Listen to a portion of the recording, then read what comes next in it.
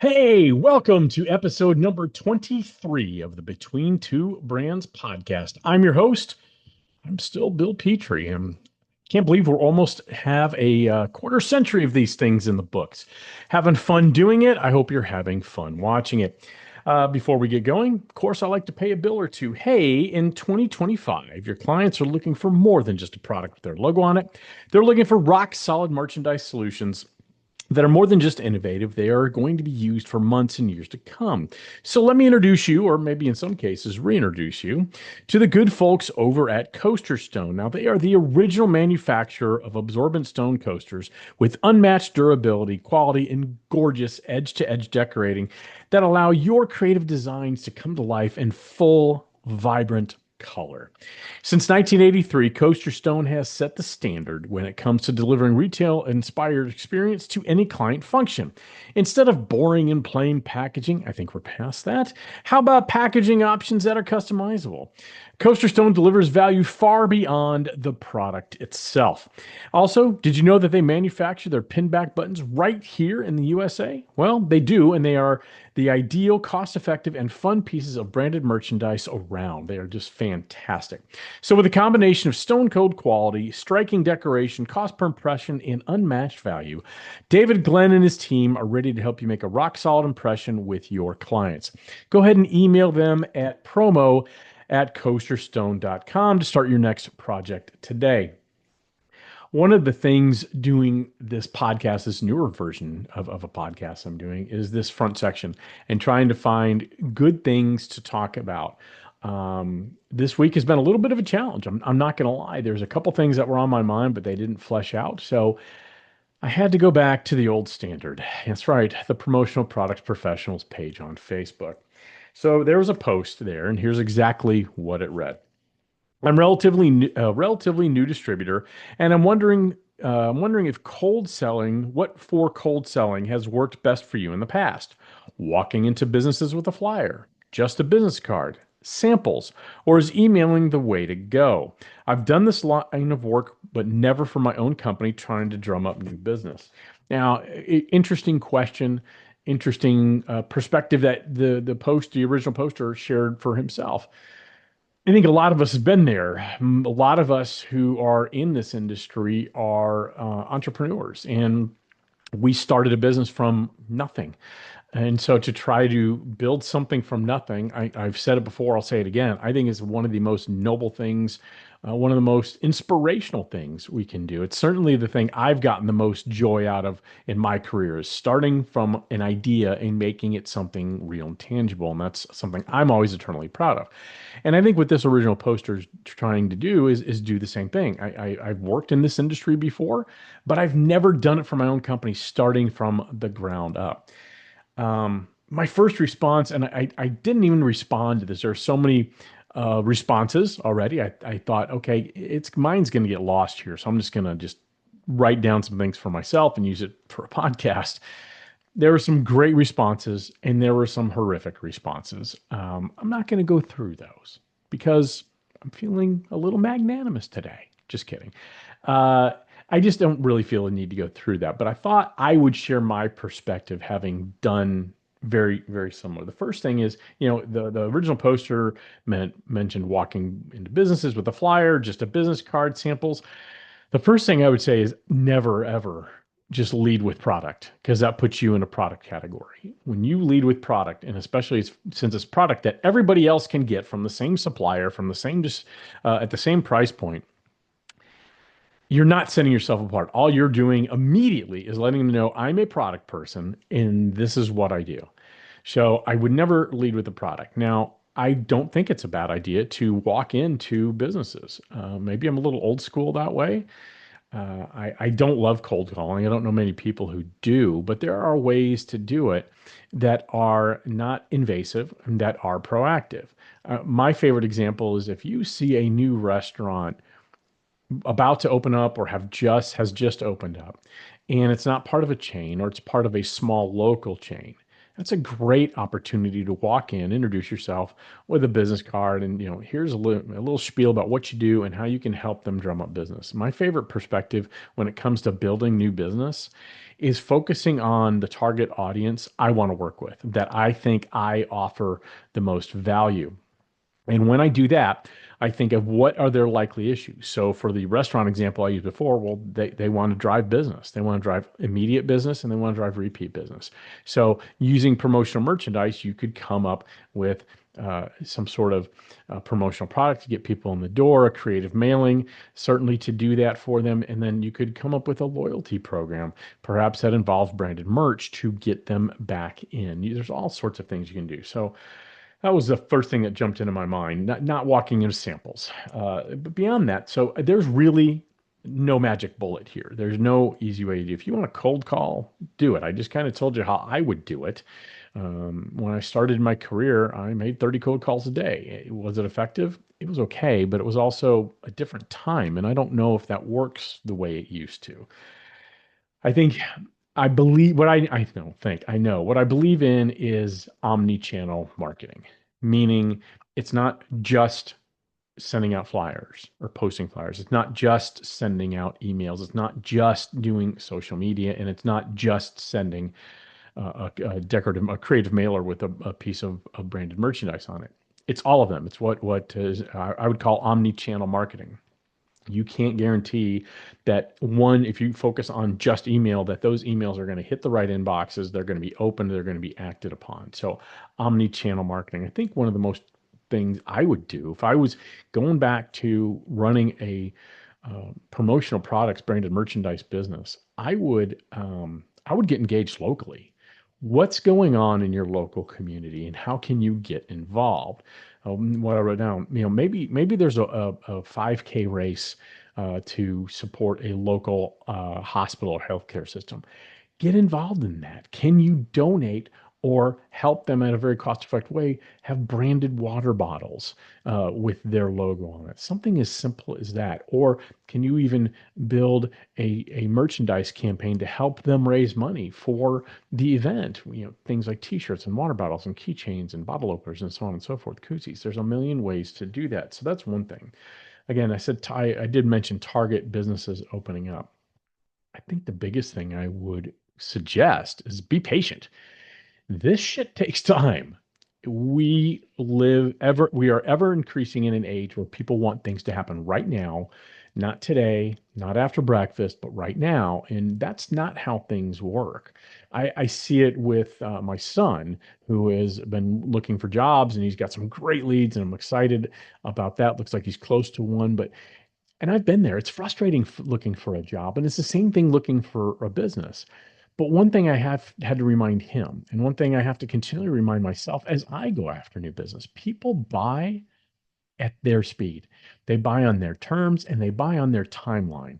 Same thing with hiring. So that's the analogy, is that we don't know what's going on in anybody's particular business at any given time. And so it's very easy to get disillusioned, very easy to get frustrated, very easy to say, screw it, I'm just going to give up. Be patient. It does take time, especially in the beginning. You have to cast a wide net and see what you can reel in and slowly build on that. It does take time. But if you leverage omni-channel marketing, you look at those opportunities that where you can walk in and maybe make an immediate impact, and you focus on your local community and how you can get involved in, and maybe it's even something as like Chamber of Commerce or networking groups. Those are things you can get involved in and really make an impact. So to the original poster, I wish you nothing but the best. And again, don't forget, branded merchandise is a great way to do it. A perfect piece of what we do is a great marketing tool. It also shows them, hey, this is how I use marketing to build business. You can do the same thing. So don't forget about those creative mailers or creative drop-offs. And your suppliers generally are really good about helping you with those, both with creative ideas and also with the cost. All right, before we bring our guest, let's do one little quick piece of business. Hey, I just yelled. Do you know what season it is? That's right. It's business valuation season. Now, perhaps you don't know what your company's worth. Maybe it's been more than a few years since your last valuation and you need a new benchmark to see if your company is increasing in value. Heck, you might want to see if it's time to sell your business. Regardless of the reason, Jamie Watson and the experts at Certified Marketing Consultants, they have extensive experience in the world of branded merchandise, and they have the absolute financial knowledge necessary to provide a fact-based valuation of your business. Simply email them at info@certifiedmarketing.com for a confidential discussion today. All right, that's enough of me for right now, at least by myself. Let's go ahead and bring on our guest.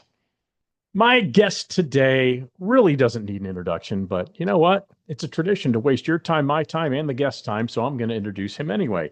He is a creative director and CEO at AMB3R Creative, a Colorado-based merchandising firm with over 20 years of experience in the fashion industry. His passion for color, trend forecasting, and apparel decoration has made him one of the foremost thinkers and respected trend leaders, easy for me to say, in the apparel and promo industry. He has helped launch, create, and grow merchandise sales for major label brands, top-rated podcasts, and big box retail brands. His heart and strategic mindset also drives him to create retail quality merchandise for the nonprofit sector to fuel their fundraising efforts and expand awareness. He's a cancer survivor and a co-founder of three, not two, not one, but three Colorado-focused clothing brands. Please join me in welcoming the one, the only, the man with the dreamiest eyes in promo, the one and only Jeremy Picker. Jeremy, thanks so much for taking the time to do this. Bill, appreciate you having me. I've had you on my task list for months, and because you said reach out to me if you want to be on, and I had it on my list, but I never got around to hitting you up. I wasn't ready yet, but now I am. Well, you're ready or not, here we are. So I think you have a topic or two you want to talk about before we ask you some 5 easy questions. Yep. What do you got? What do you want to talk about, Jeremy? So let's start off with a light side of thing. Well, kind of light, but I know you're a fan of music. I am. This last week we lost Brian Wilson, who was a genius in my opinion. First of all, did you like the Beach Boys? And if so, what are your top 3 songs? Okay, so it's funny. One of the 5 easy questions is a Beach Boys song. It's Beach Boys and Brian Wilson related, but it does. Your question does not crap on that in any way, shape, or form. So all right. The answer is absolutely loved the Beach Boys. I think Brian Wilson was a genius, but as many geniuses are, tortured genius. Yep. As far, there's something about those harmonies that just really, really just get to me. So top 3 Beach Boys songs, tough, very tough for me. Yeah. I think I Can Feel Music. I absolutely love that song. It's one of their later songs, but absolutely love that song. Number 2 has to be California Girls. Oh, good. I'm sorry, not California. Good Vibrations. I love Good Vibrations. I love the way that starts. The theremin that Mike Love ends up playing in that adds perfectly to the entire slightly psychedelic, but still California vibe.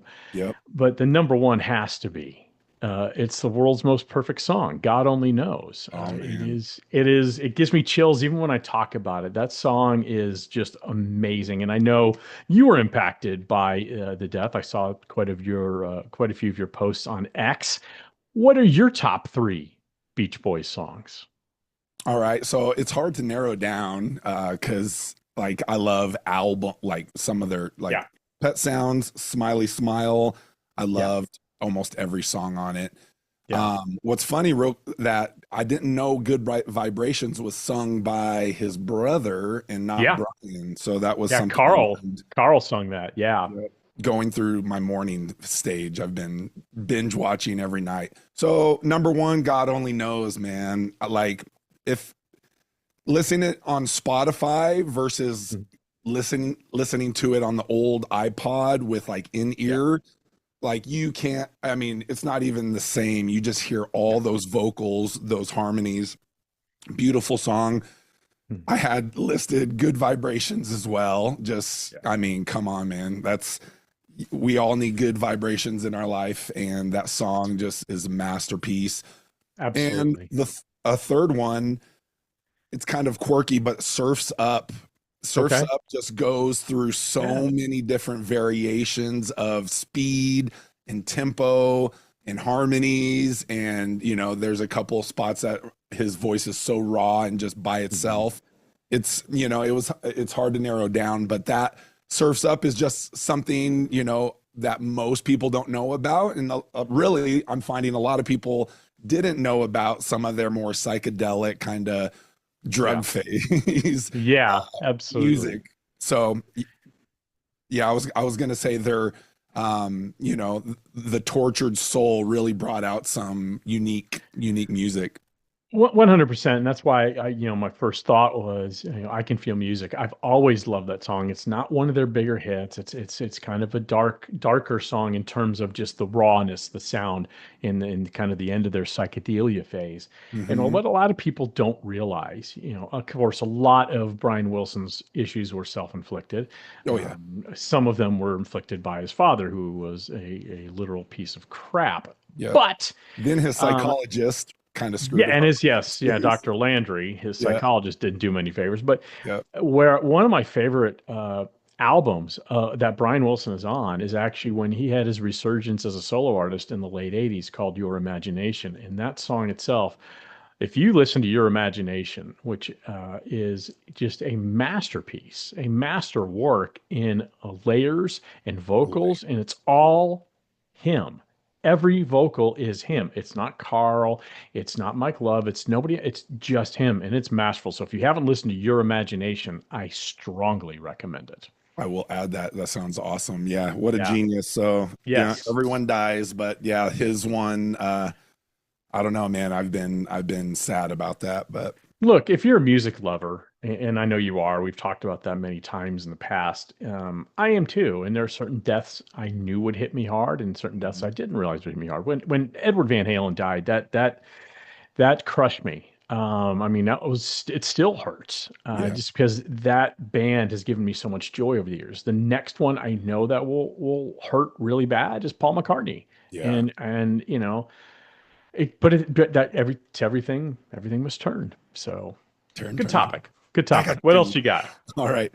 So, where do you think our industry is lacking, and how can we elevate that persona to the buying public? Whether it's that end consumer, so like Vista Print and Custom Ink have kind of gone out to that end consumer, but Hmm. how do you think us as the industry can level up, our persona and the way that people view what we do and how Yeah. we help businesses grow? I think so much of it is our approach. We have this weird feeling in our industry that as a whole, we don't belong in the marketing conversation. We don't belong in the strategy conversation. We don't belong in the creative conversation. I know you're a big proponent of that. We are going to talk about that in the five easy Nice. questions. Um, I think the biggest thing is, we I'd like the laziness to leave the industry. And by lazy, I mean anyone, and I mean anyone, can take a product, place a logo on it, get it shipped, and invoice. That is not a value add. All you're doing is creating a commodity. It Yep. may or may not be the right marketing vehicle for that brand and for that audience that they're trying to reach and move. So I'd like to see the laziness leave the industry, and I'd like to see the more strategic enter the industry. What really would work for one brand in one location may not be the same product that would work for another brand in a different location, or the same brand in a different location, or a different brand in the same location. All those variations. And we don't put, as a global we, I think it's changing, but we don't put enough thought into that and intentionality in terms of, we don't ask the question of why do you want this promotional product? Who is your target audience? What have you done in the past? What emotion do you want them to feel after they get the piece of merchandise? What is their experience when they get the merchandise? Is it being sent to them? Are they being handed out in person? What does the packaging look like? All these things that create the reality that you can be a creative, strategic partner. as opposed to, yes, I can put a logo on a tote bag because guess what? There's 25,000 other people in this country that can do it too. That's And my take. overseas factory direct now, and it's going to get Absolutely. cheaper, and they're getting, they're coming up with the customer service like the bottom Hmm. part of our industry is. So yeah, it's going to be brutal for those that um are just offering that. So Right. I mean, this we've hit the time now. Now is the time to, or actually we're past time, but now is like never you've too hit late. snooze a few now as you've hit snooze a few times, better get your ass out of bed because now is the time for you to reshape your promotional products and distributorship into an agency model, meaning you have got to create an experience. It is no longer, as much as I still find magic in what we do, I do. I still walk on a trade show floor and I'll find a couple products that I didn't think about that. I didn't think about that decorating technique. That Yep. packaging's awesome and it does excite me.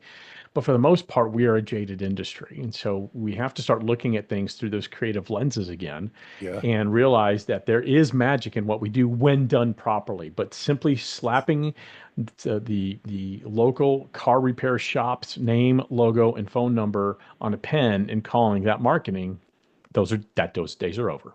Yep. We have Awesome. all too many pins and now too many pieces of drinkware. So like Yeah. what's next? It all rotates out. Love that topic, by the way. That's awesome. All right. I've got questions for you now. So now you're on the hot seat, Jeremy Uh-oh. Picker. I want to start with something serious. So we don't do that a lot on this podcast, but Yep. I think life experiences alter who we are as people in the direction we take. So you are a cancer survivor, and that's something that forever changes a person's perspective. What's the one thing that experience taught you about life that you carry into work, your creativity, and the way you show up for others today? Whew, man, good I told you we were question. getting deep here Yeah. early. Um, I think neglect for yourself is kind of a starting point for that. I've Mhm. always, the way I grew up, my parents were ministers. So like, I grew up in church. I grew up, doing philanthropy, in Right. Mexico and other countries. And you're always trying to please others and serve others. And I got that from my dad, and that was a great Sure. part. But to the defeat of my own self, I guess, Right. just my self energy of like, I matter too, like Yeah. I need to take care of myself because how can you help others when you're hurting or in pain or sick? And so going through that, I saw not only that I needed to work on myself, but then just grit and determination, being in the cancer ward, you saw so much just defeat. You could see the people that just kind of gave up, whether it was terminal or not, having a support system and encouragement in those type of journeys. Everyone's been affected by cancer. So like Mhm.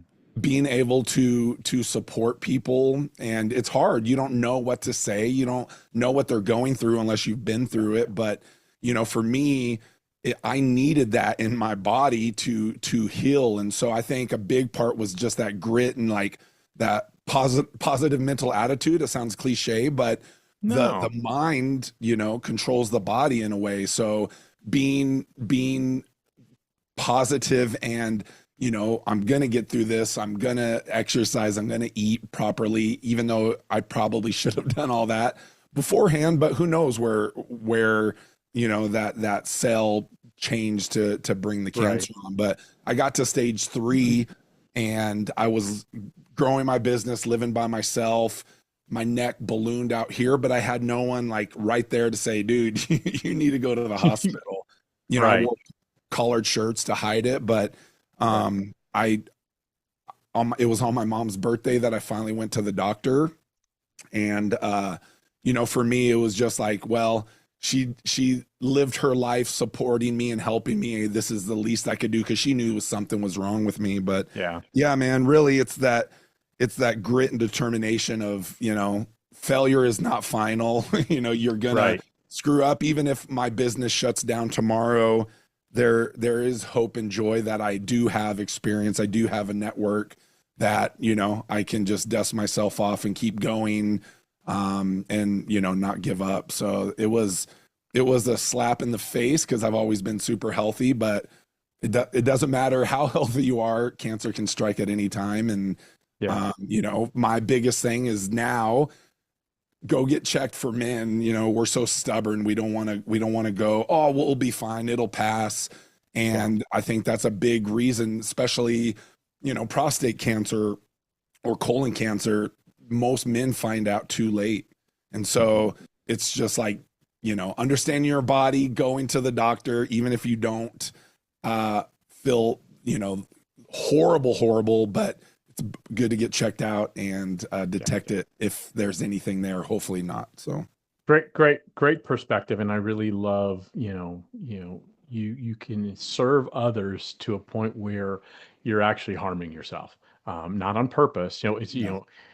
yeah, as my dad used to say, the road to hell is paved with good intentions, and sometimes Yeah. that intention. So I love that. All right, now let's have a little more Some fun. Can we fun. have a little more fun now? But that's a great answer, and I, for one, glad you're here. All right. Me too. You have become absolutely one of the loudest voices calling for branded merch companies to embrace the role of creative director, not just sales reps with decent taste, but actual creative leadership. So tell me, what does a real creative director bring to the table that slapping a logo on a hoodie never will? And are you at all concerned that your campaign is starting to feel less like advocacy and more like the origin story of a design obsessed cult where members wear monochrome fleece, chant hex values, and gather annually at the Temple of Tasteful Topography? Ooh, tasteful typography. That's a mouthful. I would say the Yeah. latter. I mean, I have been pushing it, and Yeah. the trend that I'm seeing, and I've seen it with some big distributors, they're getting rid of their creative directors.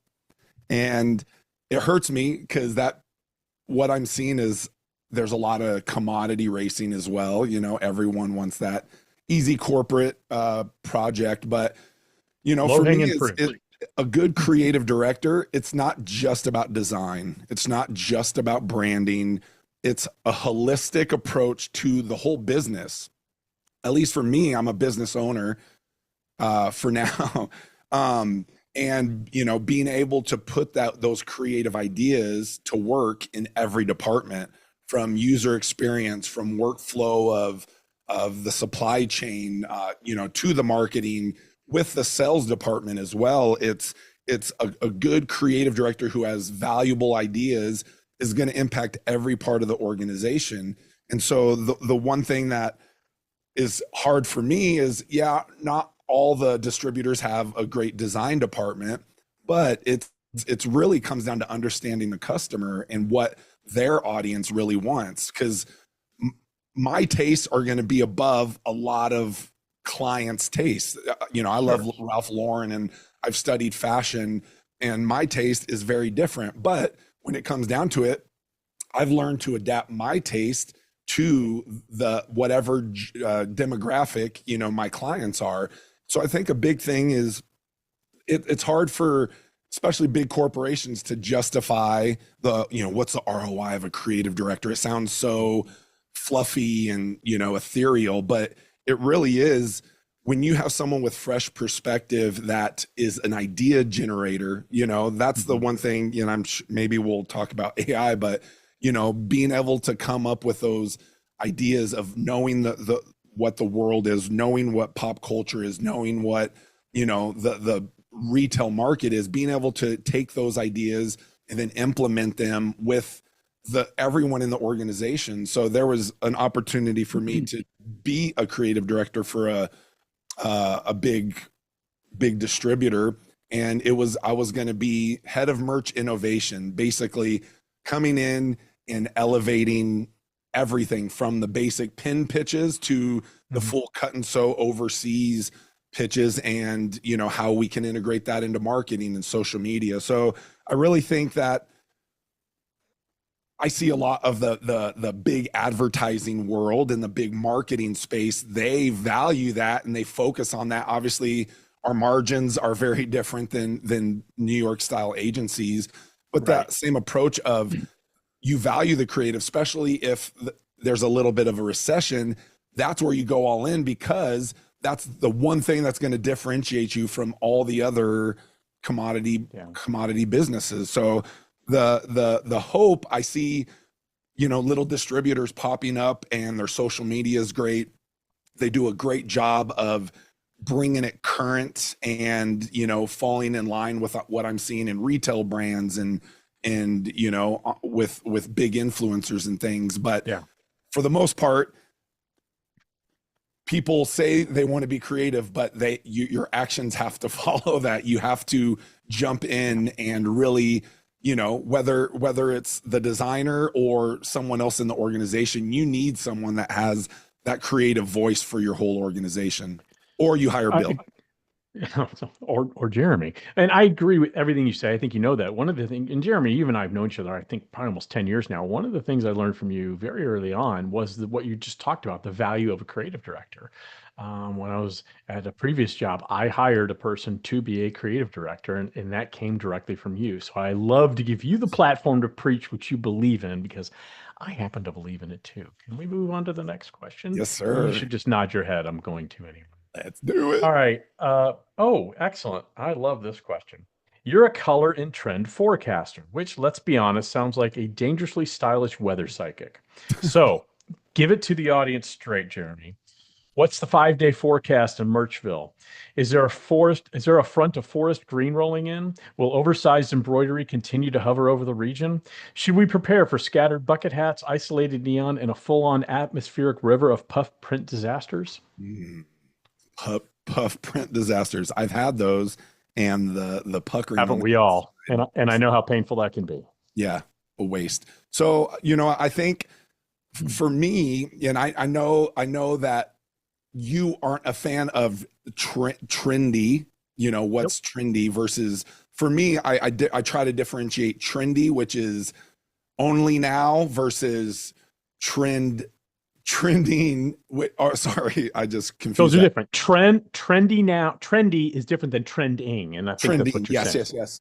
And so, I would for agree there. Yeah. for my aesthetic, it's I'm always finding the past and bring it into what I find is trending.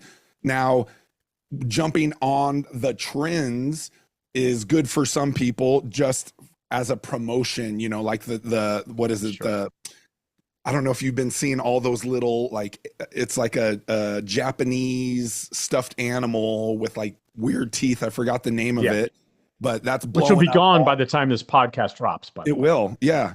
And people are jumping on that, and so I think you don't have to change your whole brand ethos and focus to jump on some of the trends. Now, if you're a clothing brand, a lot of people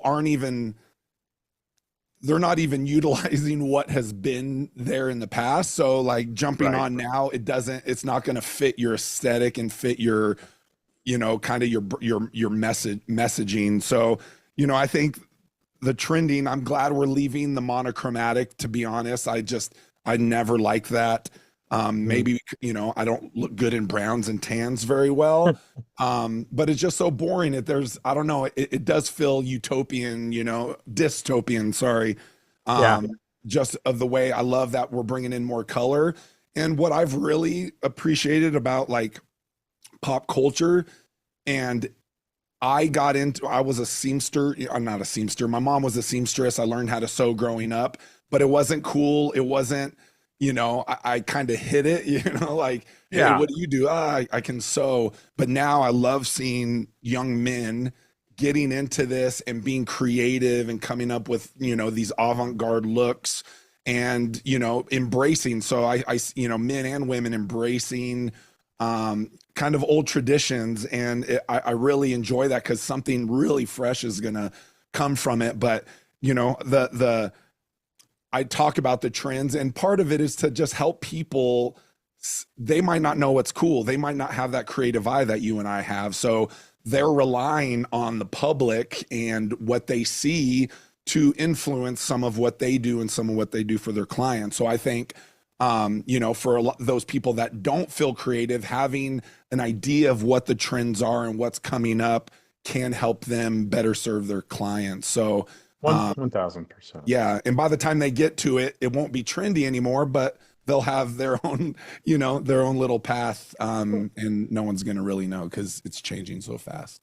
Yeah, and I love the distinction you made between trends and trending and trendy and trending. Yes. That's always been when I say don't follow the trend, I'm talking about being trendy. Like I see some people, they have some AI app on their phone and they're on every trend and it lasts for 3 seconds. And I don't Yep. know, it'll last maybe for 2 weeks or whatever. And I don't know who they are as a brand. What they're doing is they're eroding their own brand. I think as an industry, I want us to be leading trends, or at Yes. the very least, side by side with the trends, Yep. long-term trends. And I think we still struggle with that as an industry, which is where a creative director can kind of usually help with that. Yeah. If there's something that immediately hits the zeitgeist and you want to hop on it for a minute and hop right back off and go back, it's kind of like you're on an interstate, you want to hop off and stop at McDonald's real quick and get right back on, that's fine. Yep. It's not going to stop your brand journey.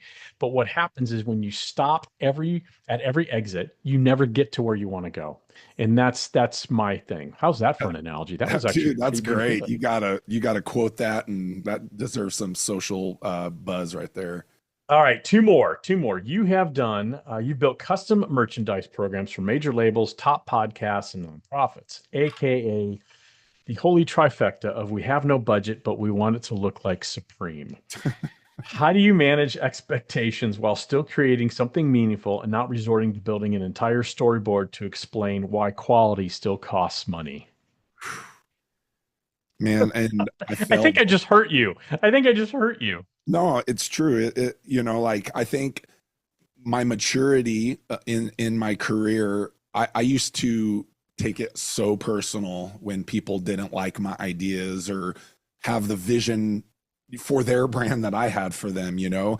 I think with the maturity, being able to align myself with people that do value my opinion, whether it's the first opinion or it's the second one that I come up with, they value that. And so, I think really trying to find um that listening, I think that's one of my skills is I can Yeah. pick out little things of what a customer says and try to turn that into something that they've never thought about. Being Right. able to, I don't know, I think, man, I just went off. I had so many ideas rolling in, but with the nonprofit side, I kind of going back to that is they are so bad at marketing. 99% of Hmm. nonprofits, there's a reason why they resort to a basic logo shirt with all the sponsors on the back. They don't Yeah. they don't know anything different. They think, "Oh, I've seen this, I've gotten a bunch."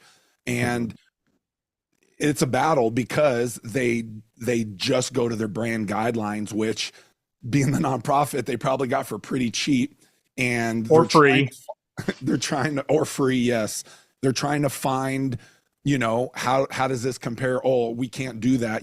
I know the bigger nonprofits are really bad with their logo. They don't Sure. want any changes, which, we both have opinions on when it comes to merchandise. It's very different than if it's on the website or print material. But, Right. I think the biggest thing is how big of an impact can we make?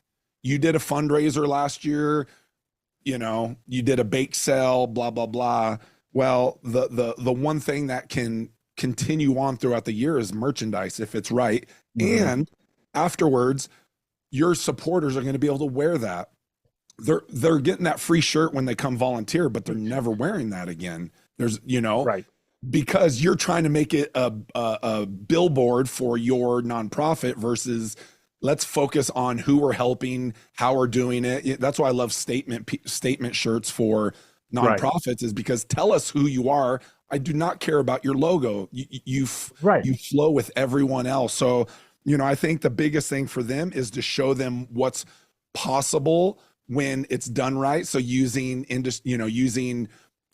examples, a fashion industry teams up with nonprofits a lot to do, collaborative pieces, showing Right. them how it can be done versus telling them this is how you should do it. I think really helps them see the bigger picture. And it's not just on me to convince them. It's here's the proof in the pudding.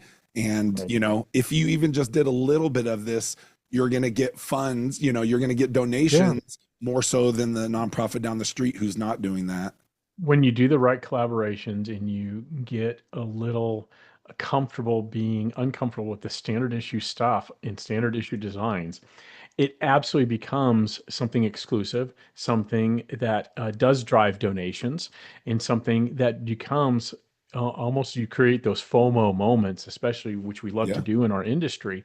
And you're right. I've worked with both the American Diabetes Association, American Heart Association, and trying to get those organizations, and they do such great work. Certainly, Yeah. I'm familiar with both of them. They do fantastic work. That being said, their merch sucks. And it's disappointing. So I Yeah. love that answer. I And it have go, I one mean, final. Yeah. Go sorry, real ahead. quick. And who's doing, Go the ahead. big slick? They're, Yeah. Mandy is getting them to get that shirt everywhere on social media. Right. If it's post worthy, you're going to get so much buzz out of it, even Well, if it's in your small community when you're focusing on the merchandise side as well as right. the branding side. But What yeah, what they did a Mandy great job. Rudd, yeah, what Mandy Rudd and David Schultz do, and I go to Big Slick usually every year. It's not just one shirt, it's a bunch of different shirts. Yep. And they have the Big Sick logo is very small and very generically placed, or it's kind of hidden sometimes within the actual shirt Yeah. or a piece of apparel or piece of merch. And it's brilliant. And they do such a great job. And it donates hundreds of thousands, Amazing. drives hundreds of thousands of dollars. So that is the case example. I feel like I talk about it all the time, so I didn't want to bring it up, but I'm glad you did because it's Yep. absolutely real and absolutely appropriate. Okay, final question. Let's bring it full circle, shall we, Okay. Jeremy? Good. I'm glad you agree. All right. You and I are both Beach Boys fans. The passing of Brian Wilson hit hard. If you had to design one final piece of merch to honor him, what would it be, and how would you make it smell like saltwater sunscreen and teenage heartbreak? Well, I would probably, again, going kind of to the statement tease, I would say something like life's too short, smile, something that Love it. brought like the Beach Boys, for the most part, there's a lot of dark music, but a lot of that, that 50s, 60s vibe was Hmm. upbeat, positive, have fun, enjoy your youth, enjoy the Absolutely. sun. And, and then we could do some UV ink. And then when you go in the sun, it could say the warmth of the sun on back or something like that. But, I think the statement piece would, the graphic designs of some of their album covers were cool, but the statements, the words, I mean, you could say God only knows, and your mind Hmm. instantly goes into the whole song. So having Yeah. a cool statement that brings positivity and joy and happiness, which I think that they sought to do, with their music, even in those dark times. Love it. Love it. Let me, before we say goodbye, I'm just going to read our final little rent we got to pay here because we do Yes, have bills to yes, pay. Hey, guys, if you listen to Jeremy, you already know this, but in 2025, your clients are looking for a lot more than just a product with their logo on it. They're looking for rock solid merchandise solutions that are more than just innovative. They're going to be used for months and years to come. That's the value of branded merchandise when it's used for months and years. And that's where our good friends over at Coaster Stone come in. They are the original absorbent stone coaster with gorgeous edge to edge decorating that people will absolutely use as I use them. I know Jeremy does too. They sir. are fantastic pieces of merchandise that people love to get. So when you're ready to kind of ditch those solutions, let's bring in some rock solid merchandise solutions. Reach out to David Glenn and his team at Coaster Stone by emailing them at promo@coasterstone.com. Jeremy, I hope you had as much fun as I did. Oh Always, yeah. it's always a joy to talk to you, but to do it like this is kind of fun. Yep. And we'll have to do it again sometimes. Does that sound good? Appreciate you, Bill. Fashion to the people.